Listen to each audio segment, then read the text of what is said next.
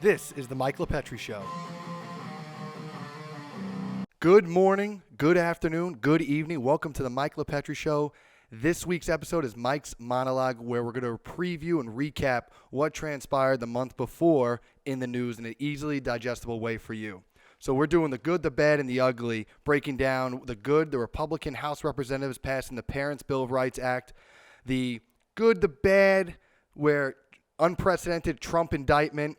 The bad is SVB, Silicon Valley Bank, and Signature Bank collapsing, which is crazy. And then the ugly, which is the Nashville shooting. We're going to recap all that in a quick fashion for you, just to show you what exactly happened and the details behind it, so you could have it going forward this month in April. You're aware of what happened in the news. All right, let's start off with the good.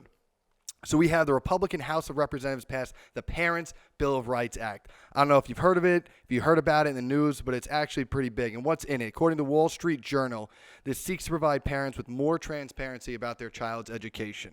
It requires schools to share info with parents about their curriculum, the types of books that are being mandated in classrooms and libraries, how the school's budget is spent, and require parental consent before schools can use transgender pronouns. This bill will also seek to notify parents about transgender policy. So open locker rooms, boys competing in girls' sports, etc. And now some of this info, just so you know, it can only be revealed via what's called a FOIL request, the Freedom of Information Act request. In New York, we call it a FOIL request. Now the parent's burden, under this law, is going to be lifted, and this info is going to be provided automatically to the parents. So many people would say, this is great, this sounds awesome. Why are we hating it? Well, this passed obviously across party lines. All Democrats voted against it. Now, here's the thing. This bill is just straight up, has already been said, it's dead in the Senate, so it's going nowhere. The Senate Democrats don't want to pass anything. However, will remain to be seen because it's so tight is maybe or not whether or not senators from the Democrat side, they want to cross party lines and vote alongside Republicans to pass it through. Questions still remain anyway, even if that did occur, whether President Biden would even sign it. Dems obviously argue they hate this bill because they'd argue that it censors books, and as AOC says, outs transgenders before they are ready. So, I mean, there's their talking points. Obviously, you love it where Democrats want to come through now, specifically the hardcore left, because something like this is very moderate in the sense of providing for parents' transparency, making sure they have more input, knowing what's going on with their children, and specifically also what's happening with their children when they're not present, right? You always want to be present. You always want to know, be in the know about how your child's feeling, thinking, etc. And I think that this would provide a big advantage for parents personally. So this is why I've labeled this as the good. Now, obviously, those schools that refuse to comply risk losing access to federal education funding, including money funding the free reduced lunch program. And again, that's according to the Wall Street Journal. So remains to be seen. We'll see what happens. But in the end of the day, how parents feel about this, how you feel about this. But that's what happened this past month in the House of Representatives. That was a big Parents' Bill of Rights Act. Now we're going to the good, the bad, I said. So why I said this is good and the bad is the Trump indictment. So many people, it elicits such emotional response. You know, Donald Trump, they either hate him, you love him, and then there's others that are like, I don't know, man. But this guy is a polarizing character indeed. I mean, it's just showed from the 2020 election where the amount of people that came out to vote for him, and then at the same time the amount of people that voted against him is crazy. But what you got to look at is exactly what's happening here in the facts of the case, right? Take the person out of it. Let's look at just the facts of the case. This is unprecedented that a former president of the United States has been indicted specifically by the grand jury in Manhattan under DA Alvin Bragg. Now, Alvin Bragg, all of you who may or may not know, he's a very political district attorney, which somebody that's supposed to enforce the laws and uphold the laws, specifically of his community, that's troublesome. And my biggest concern right off the bat is whether or not this weaponizes future DAs for both on the Republican side against Democrats and now further Democrats against Republicans, which is a big problem to, frankly, law and order of society and our justice system as a whole. But let's break down the facts here. Okay, this case involves a $130,000 payment that good old Mike Cohen, which you remember him, but we'll get into him later. Mike Cohen, Trump's former attorney, made to porn star Stormy Daniels to buy silence over an alleged affair that she claims in 2016. Prosecutors claim that Trump improperly reported the money as legal expenses, thus creating the falsifying business records charge, which is normally a misdemeanor, but they're looking to elevate it now under DA Alvin Bragg is looking to elevate it to a felony, claiming he did it knowingly concealing to knowingly conceal another crime, which is a federal campaign violation. So that's the facts of the case. Now, on its face, you're looking at this saying, okay, but if that did occur, did he falsify? The problem is this. Here's the issue. The prosecution's star witness is Michael Cohen, who was, if you remember, a convicted perjurer. He served time in federal prison for lying to Congress, and he previously claimed that he paid Daniels with his own money and without Trump's knowledge. So that's where you see a lot of the uprising from a lot of the Republican circles now saying this is all weaponized and politically motivated, because your star witness is somebody that the facts don't add up to what you're claiming here. So now if you lied then, how are you're not lying now? And this goes to your credibility, right? So whether or not you have a character to testify truthfully, this guy clearly doesn't have that. Moreover, you have somebody, Alvin Bragg, that doesn't uphold any of the laws and wants to decline to prosecute criminals, normal everyday criminals that are robbing, stealing, thievery, all that. He's not upholding, and he looks to decline to prosecute those guys. But yet now somebody like Trump, he's finding the most loose way to charge this man for these falsifying business records, normally a misdemeanor, but he wants to he's elevated this now to a felony on a very tenuous federal campaign violation. Now, there's some other legal problems here, right? First, you're going to get into statute of limitations. This was back in 2016. Now you're looking several years later. Hasn't this passed statute of limitations? He's going to try to claim tolling provisions, right? In which case the statute of limitations was tolled and delayed, therefore the clock wasn't ticking all these years because Trump wasn't president, and then Trump was a president, and he was in Florida, out of the state, etc. So that's going to be an interesting argument. The attorneys are going to argue transfer of venue. I'm sure that they're going to say, Manhattan, too biased. We need to go somewhere else where they're not going to be super biased. That's going to be contentious. And what's more unique is that New York State allows what's called interlocutory appeals, meaning within the legal process, as the case is ongoing, you can appeal certain issues and certain decisions as the case progresses, unlike in federal court, where it's usually at the end. So that's going to be very interesting to see how this all develops. And it leaves that diciness, that gray area to say, man, for you to go forward and indict President Trump on this is while everything else you're just letting go. Meanwhile, those are locked cases. It's questionable to your integrity. It's questionable to your status as a DA, and it's questionable to it raises eyebrows for the entire Manhattan District Attorney's office as a whole, where it has become more politically motivated than actual abiding by true law and order and true justice. So that's with some craziness there that people need to think about, and we'll see in time.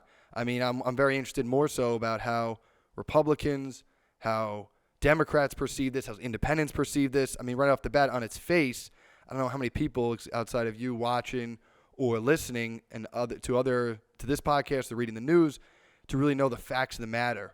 To lead you to come to an intelligent decision as opposed to just based off of headlines and clickbait. So remains to be seen.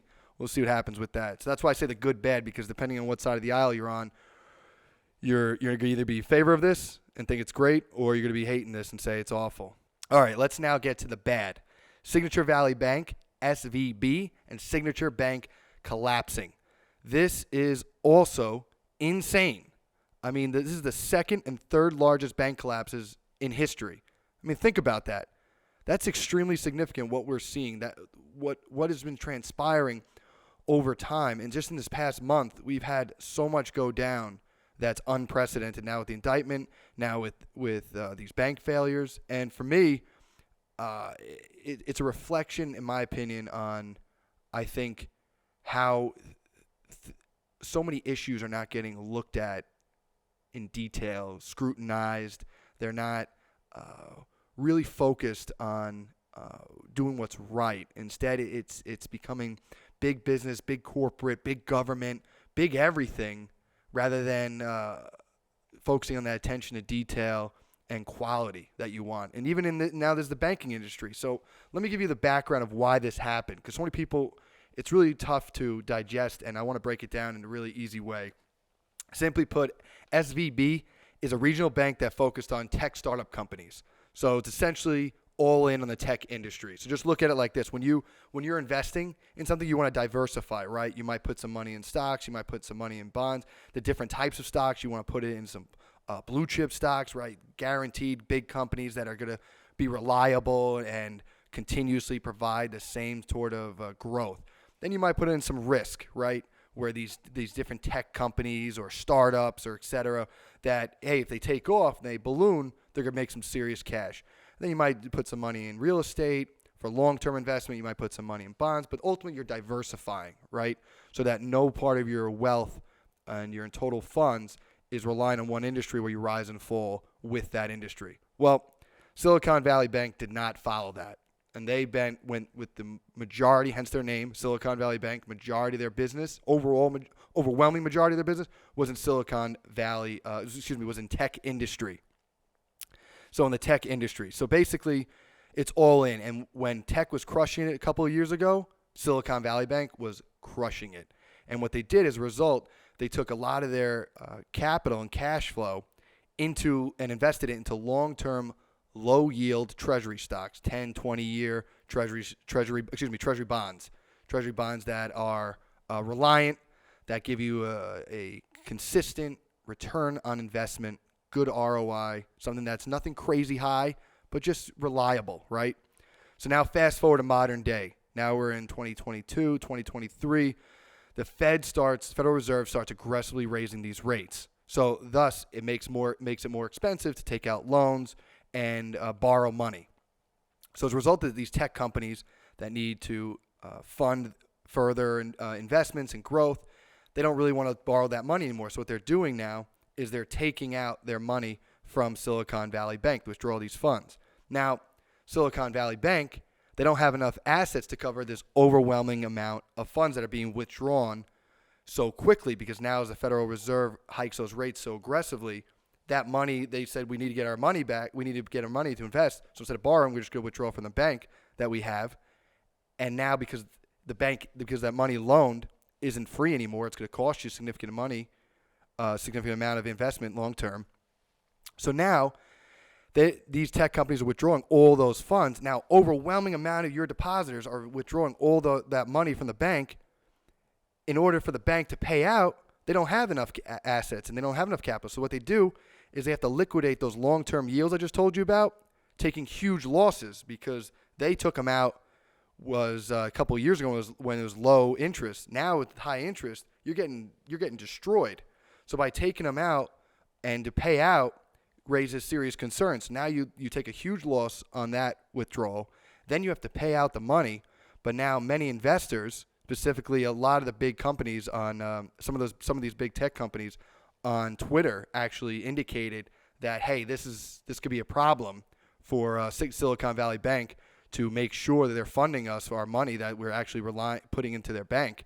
So as a result of that, created a bank run. If you remember this, in early March, it was in the news how I think it was $42 billion was taken in one day from Silicon Valley Bank because that's what's called a bank run, where all these depositors go for huge mega withdrawals. And nowadays, specifically in this bank, it was so technologically savvy, everyone's withdrawing their money like instantly off their phones, computers, etc. So what normally used to take, say, decades ago, you'd see a huge line at a bank, right? You'd see different concerns there. This was all done in one foul swoop through industry and through technology, which is crazy to me. I mean, and that created a downward spiral and ultimately leading it to a collapse.